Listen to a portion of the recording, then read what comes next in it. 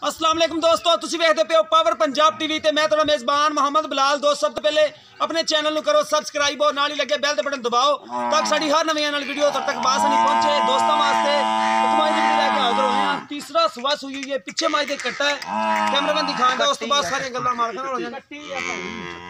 कट्टी है हां, पीछे कट्टी है जी। कैमरामैन साहब माई दिखाओ।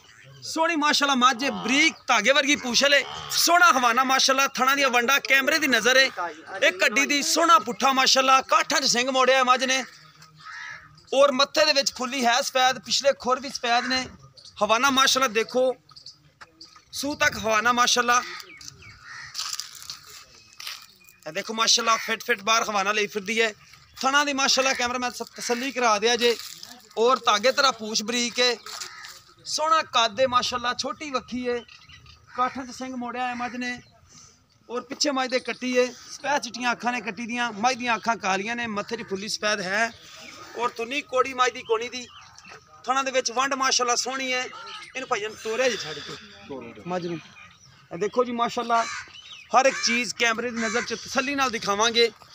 लेने देने मुकद्दर ने जी और खुड्डा हड्डी पुट्ठा सोहना माशाल्लाह मझ दा, थणा दी वंड माशाल्लाह कैमरे दी नज़र है। हर एक चीज़ की तसल्ली करावांगे, बाकी तसल्ली मेरे दोस्तों ने भी कर लेनी है। देखो जी माशाल्लाह सोहना हवाना माशाल्लाह, सोहना कद मझ दा और तुरन फिरन दे विच कोई मसला मसैल नहीं हैगा।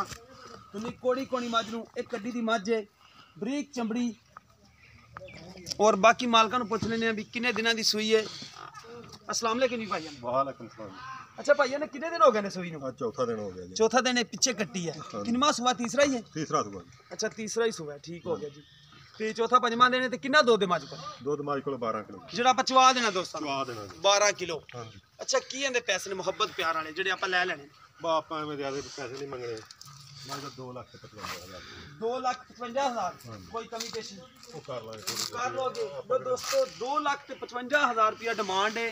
तीसरा सुबह सुई है, पिछे कट्टी है मझ दे और 12 किलो दुध है।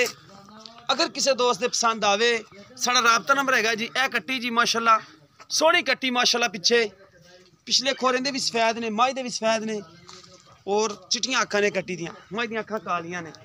देखो माशाल्लाह फिट फिट बाहर फिरदी माशाल्लाह मझ और मझ तकरीबन कर देगी कि 16 किलो दुध छिले च निकल के इंशाल्लाह करेगी। चौथा दिन हजे हुणे 12 किलो इंशाल्लाह 15-16 किलो करना चाहिए जी इहनूं इंशाल्लाह करेगी। हाँ जी, क्योंकि नीली दी मझ दुध करना चाहिए। हाँ जी, हाँ जी है। बाकी किसी दोस्त दे आवे पसंद, साडा राबता नंबर होंदा जी 0303 78 16 150। व्हाट्सअप तीमो नंबर है, कॉल नंबर भी यही है। तो सानू उम्मीद है कि अज वाली वीडियो दोस्तों पसंद आएगी। अगर पसंद आए वीडियो नूं शेयर ते लाइक जरूर करें जी। इस दे नाल नाल अपने मेज़बान मोहम्मद बिलाल नूं दिओ इजाज़त। अल्लाह हाफिज़।